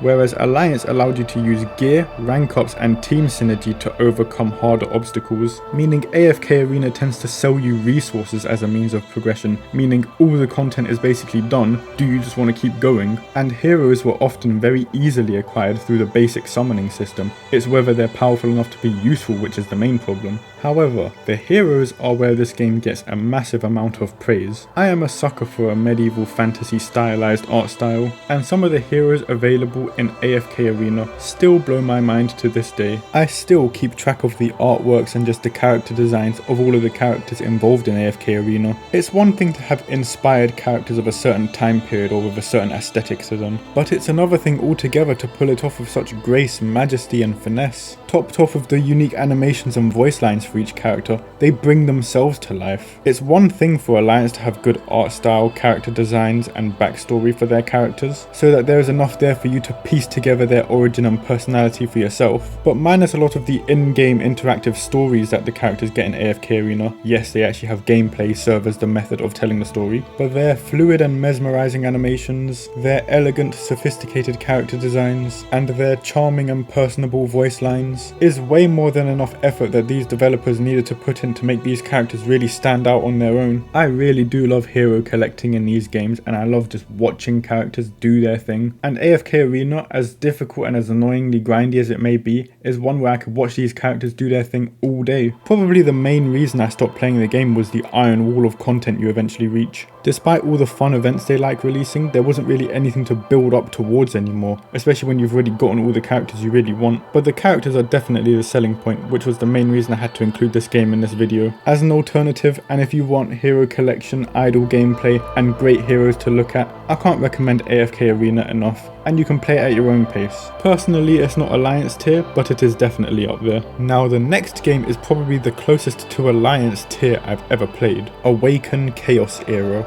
Feels like a game after the style of Raid Shadow Legends, which I'd argue is a game stylized after Alliance, but we'll get to that. Awaken Chaos Era, or ACE, is another hero collector RPG game focused mainly on a more grounded medieval fantasy setting that sees you collecting units from different factions and travelling through the story of ACE. The story mainly focuses around the character of Evelyn, but thanks to the hundreds of text boxes loaded with paragraphs of dialogue throughout the story, I didn't really pay attention to what was going on. From what I remember, the story is serviceable enough, and the actual characters you can unlock in the game who are the bosses also relate to the story pretty well, so I won't exactly give it high marks for story. Character acquisition in this game is pretty similar to Alliance, but the differences are what make the problems. You collect heroes through hero cores with scaling rarities similar to Alliance. However, a method of upgrading heroes includes getting duplicates of the heroes to fuse to the same hero to increase their star level mastery, which will become fairly abusable when you find out that some of the best heroes are available to craft. Secondly, ranking up heroes also requires getting heroes of the same star level to rank them up to the next star level, which they later added a substitute for this in the form of an item that replicates those star levels. But actually leveling up characters to a certain level can either be done by completing missions of those characters or by using specific XP currency. I found that this was quite a helpful method of leveling up characters, as it means that they can release events that increase the drop rate of these certain experience currencies. Another adequate feature is the variety of gear and equipment. They don't have duels, but they do have 2 set and 4 set gears, meaning personalizing your heroes is pretty viable, on top of the fact that you can switch their gear at any time and collect duplicates of characters even if you've maxed their mastery out. And the dungeons and temples used to get gear and ascension materials look and feel amazing, especially with the mechanics they put in the fights. And my last praise will go to the characters, but before I get to that, I want to state my issues with this game. My first issue is that there are no hero events. Any hero you want has to be earned featuring the massive dice roll of every character in the game. Sometimes they do have rotating events where a character has an increased drop rate, but due to the absence of dedicated summons for specific heroes, you may never see the characters you want. It is pure luck. It's either farm as many advanced summon cores as you can, or good luck getting any good character. And another issue, aside from lower starred reskins or an alternate design for a character, they don't have the elemental variation like Alliance Heroes of the Spire. Meaning, if you see a character, that character does one thing and one thing only, and that is whatever its kit demands, which leads to 2 issues. The first being is that the arena meta becomes basically stagnant with just the same heroes. There isn't a great amount of variations of the characters and their team placements, so the best ones just dominate. And worst of all is that some of these good heroes are craftable or obtainable through the stores. There's no sense of building a desired team to your liking, it's literally just these static heroes that are the easiest to obtain and perform with the best results. The arena in Alliance was fun and engaging, the arena in Ace is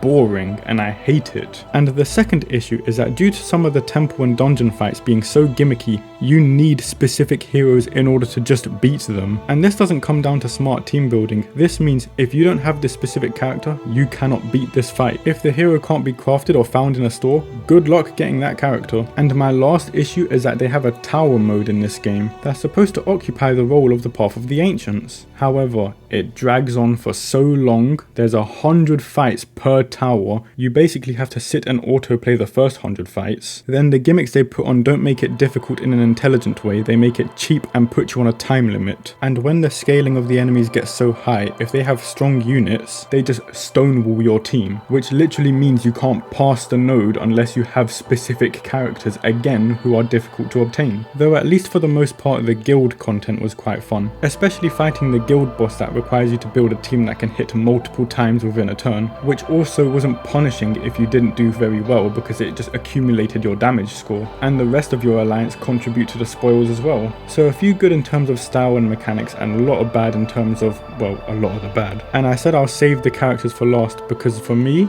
the characters were the primary reason for me staying on and grinding out this game as long as I did. If you want a 3D hero collector with fantastic character designs, I cannot recommend Awaken Chaos Era enough. If AFK Arena dominate in 2D models, then Awaken Chaos Era dominate in 3D models. The 3D hero designs in Alliance Heroes of Spire have a cartoonish charm to them that really work well, but for capturing charm, personality, aesthetic, and faction, Awaken Chaos Era features some of the most beautiful and fantastic character designs I've ever seen. Firstly, if you have a certain brand of sex appeal, this game probably has it and stylizes that character in such a beautiful way for both the male and female heroes. Most of the 4 and 5 star heroes also have ultimate ability animations, which is the icing on the cake to show just how fabulous and awe-inspiring these heroes are. The fact that the developers went through this much effort to showcase a cinematic for their ability, to showcase the power and finesse of these heroes while oozing personality through every movement. This is how you convey information to players through a visual medium. I don't need massive text boxes to know how this person feels. I don't need to read their bio to know what their motivations are. Their stance, their expression, their fluid movements. All this effort went into perfectly conveying the character to the audience, and I love it. They even have voice acting for each of the characters, which is already more than enough if you ask me. Every character feels like their faction. Every character feels like their role. Every character looks amazing. If this is the technology and standard going forward for mobile games, they need to match up to the bar that Awaken Chaos Era set. My heart still belongs to Alliance Heroes of the Spire, but Awaken Chaos Era certainly etched its place in there as well. So cheers to you, Awaken Chaos Era. And on to the last mobile game, the most infamous of all,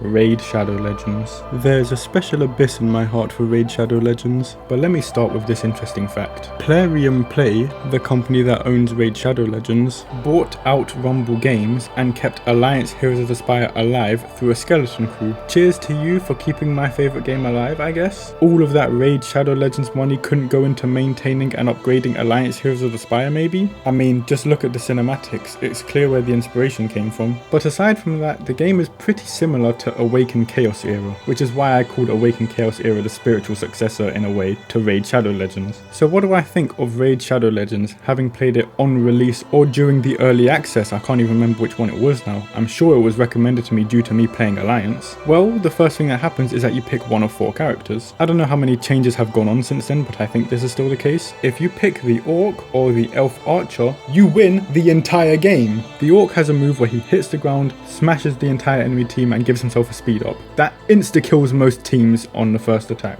The Elf Archer lady has 2 attacks that hit the entire team, that again insta-kill the entire team on the first attack. I'm not joking when I say this, if you have one of those 2 characters and you give them a lifesteal and attack set, you will sweep the entire campaign and you'll dominate most of the arena. In fact, in campaign nodes there was one other 3-star hero who was similar to those 2, who could counter attack and his attack scaled with defense, and he was equally as broken. I'm not joking when I tell you that unlocking him alone could sweep the entire campaign on the hardest difficulty. But what about the other game modes? I already told you that the arena was a complete dud. Well, from what I remember, the temples were so gimmicky that you needed specific heroes to even beat them, worse than an ace. The guild boss was kind of alright, but completely cheesed through damage over time, because for some reason damage over time scaled with max HP and worked on high HP bosses. But were the heroes and designs of characters any good? From the looks of it now, it looks like they are actually starting to improve their designs a little, but when I played it, they were awful. I actually managed to get one hero who was actually quite good looking and pretty strong as well, so I was quite happy with that. But other than that, the entire roster just disappointed me, and it committed the 2 cardinal sins of mobile games. No hero event, so dedicated hero collection was absolute gambling. Even the dedicated hero crafting had a degree of gambling to get certain heroes in it. It was ridiculous. At this point, if your game isn't like AFK Arena, where acquiring the heroes is quite easy but ranking them up to a usable level takes time and effort and focusing, or your game doesn't have a dedicated hero event for the chance of acquiring heroes, I am not interested in your predatory scamming gambling simulator. You boast in all of your adverts about how great the game is and all the variety of heroes you can collect, and how the heroes are totally going to be useful in the arena when they just walk in, one-shot everyone and leave. Yet to actually get these heroes, you're going to have to pull your wallet out because there's no way that drop rate's going to favour you. And the second cardinal sin Raid Shadow Legends commit. After a certain point in playing the game, I realised that there was absolutely nothing for me to build towards. There was no more campaigns to complete, I simply didn't have the characters to beat any more of the temples, and the arena was just straight up boring. So for game modes, that was it. There were no dedicated late game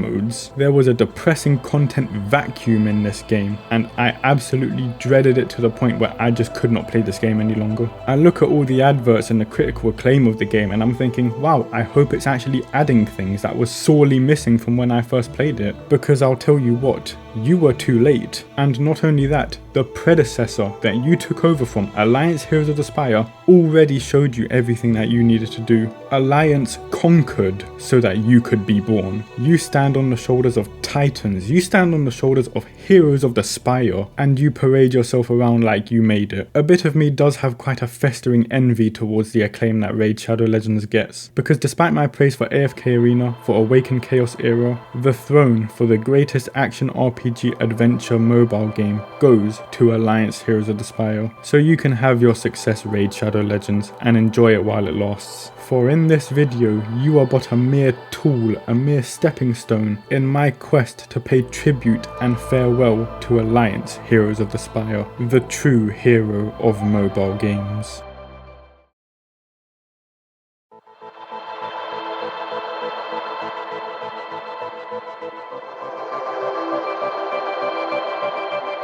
For the final segment wishing this game goodbye, I like to speak about my just general thoughts about Alliance Heroes of the Spire, the things I just think about from time to time whenever my mind wanders. And usually when I think about this, it's sort of me thinking about what could be done to this, what could I do to this, what input in my mind could I do to make it just more than it is right now. This is not me saying anything bad about the original creators and developers of this game, who are obviously far more talented than me, and they created this in the first place for me to enjoy, but my imagination always takes me places where things could go from then on. I'm always thinking about old games that can use a modern, up-to-date remake that respects the original design. I'm always thinking about underdeveloped and underutilized characters in either games or movies or comic books that maybe, even if just for personal preference, could use their own solo spotlight. And Alliance Heroes of the Spire as a game, as a story, as a universe, has been one that's been on my mind for so long, even when it was still around. Among the many thoughts I've had about this game, one of them has been to take the game and put it in a new style of gameplay. Characters and factions like this and the story that they've created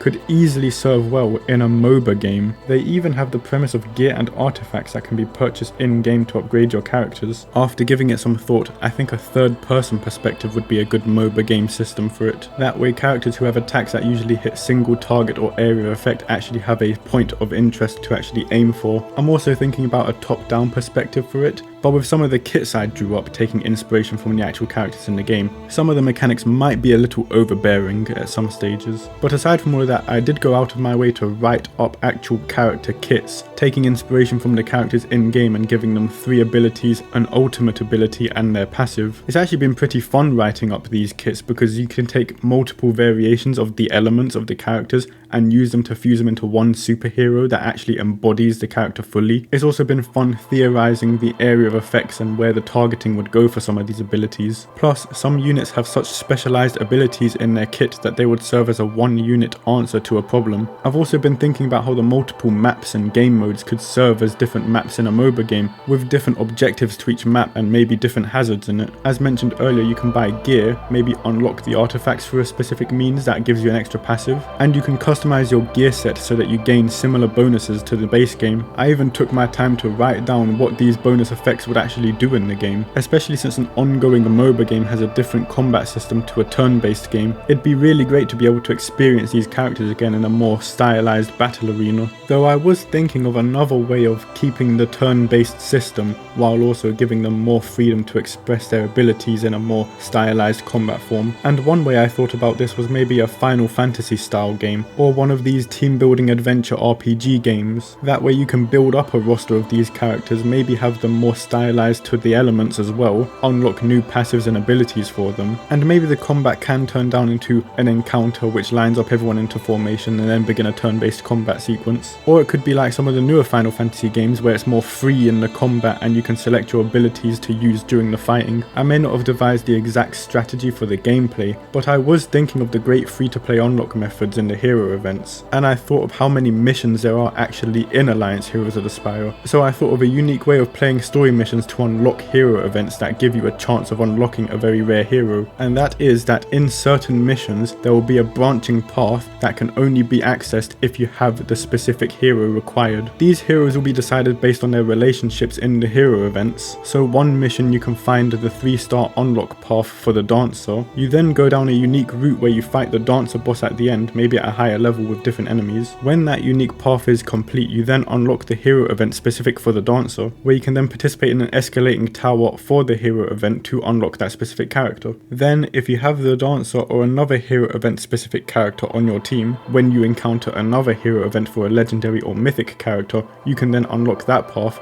battle the challenges there, and then unlock the corresponding hero events. I'm still thinking if we should stick to a core fragment collection for the hero event system, with challenges for completing it a certain amount of time giving you a guaranteed drop only once. That way, though it may be grindy, you will still be guaranteed every hero in the game completely free to play. But stepping back from specific game formats, one thing I'm always thinking about is expanding the story and lore and world building of Fracture. Won't some of these origin characters from their civilizations be amazing to see in real life? Well, not real life, but in a fictional setting expanded upon. This can be done in a solely devoted role-playing RPG game where you focus solely on the heroes, and I did mention a cartoon earlier. One thing I'm mainly getting at is that these main cast of characters have so much personality and story and a journey to them that why isn't this expanded upon in a future medium? I wouldn't even mind a solo story player experience of just the journey that these characters go on if it means I can get a fleshed out story and setting for this game with good storytelling, with great animations, with great voice acting. It'd be real great if Pelarium Plays dumped their Raid Shadow Legends money into Alliance Heroes of the Spire. Look at the cinematics that Alliance produced years before Raid was even a concept. Could you imagine a more elaborate action-packed cinematic with way more of the cooler characters in Alliance Heroes of the Spire? Maybe I'm just speaking out of personal bias and favoritism, but if there was a very high quality cinematic featuring the Blade Dancer, that could easily be on the same tier as Katarina in League of Legends cinematics. I suppose this is me just rambling on to say that this game really left such a strong impression on me, and I really hate seeing it go. More so, I hate seeing how little recognition this game is getting. This game lasted for 8 years. It was easily the most engaging RPG mobile game I'd ever played. That's why the setting, the world building, the game modes, the characters all left an impression on me to this day. That's why I had to immortalize them. And to be fair, if given the time and the opportunity, I could probably talk about this game for so much longer, but I'll leave my rambling thoughts in my head to end here. So with that being said, I would like to conclude this video on Alliance Heroes of the Spire, but not without some personal heartfelt words, if I may. If there are any developers watching by any chance who worked on Alliance Heroes of the Spire,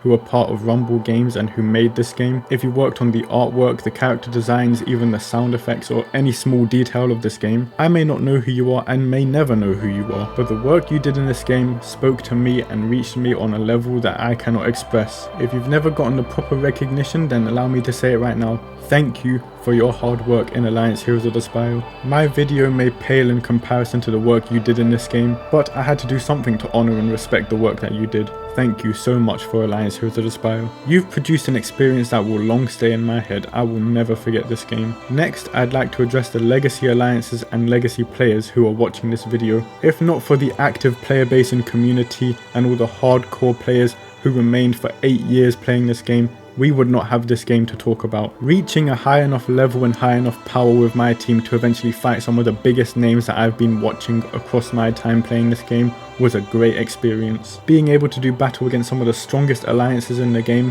while it may not have turned out in my favour, it was still an amazing experience to me that I managed to fight some of the biggest and strongest players in the game. Also, the biggest players were also the ones most likely funding it the most, and from what I've heard, most of the high-end alliances were very friendly and created a great experience and community. So a cheers to all of you lot, and especially a cheers to my alliance Ravenswood. I usually enjoy playing mobile games if I can just sit quietly, do my participation participation within a guild and just do whatever I want to participate on my own. Ravenswood was the perfect alliance for me. Casual, active and endgame player friendly. And not only that, the people in the alliance, though I may not have spoke much myself, were all amazing people, especially our leader. So if you're in one of those legacy alliances, give yourself a shout out, and if you're in Ravenswood, cheers to you. Cheers to all the other active players and all endgame players in this game. You all rode it out to the end, and your contribution to the game is what made it what it was. Thank you everyone. And well, I guess there's no one really left to thank, is there? I could thank the game, but that's what the entire video was for. And with that all being said, I guess we'll be saying farewell. Tara, do you have any last words for anyone? It has been a great honor serving you, commanders. All of the journeys, trials and adventures we went on together will forever remain in my heart. We may never see each other again, commanders, but I hope that I will always remain in your memories as you will always do in mine.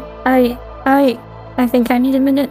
Kind and gentle words spoken from the bottom of her heart, so allow me to do the same for you. To end my tribute and farewell to Alliance Heroes of the Spires, I can't remember how long I was playing the game for, but I was there before the announcement came. I saw the announcement, and it was then I decided to start recording the gameplay, where I bore witness all the way up until Alliance's final moments, and the game was over. I may not have gotten every single hero that I wanted, and some variants of Mythics I didn't even get once, but I'm still very proud and grateful of the barracks that I managed to amass, and I say goodbye to them. On both of my accounts, it was grateful to carry on till the final days. And as I watched the sunset, I say unto thee, thank you, Rumble Games. Thank you, all of the developers. Thank you, all of the legacy alliances. Thank you to all the players, old and new. Thank you, Ravenswood. Thank you, Tara. Thank you all, friends. Take care on your future endeavours, and farewell. I certainly agree. Farewell, commanders. But most importantly,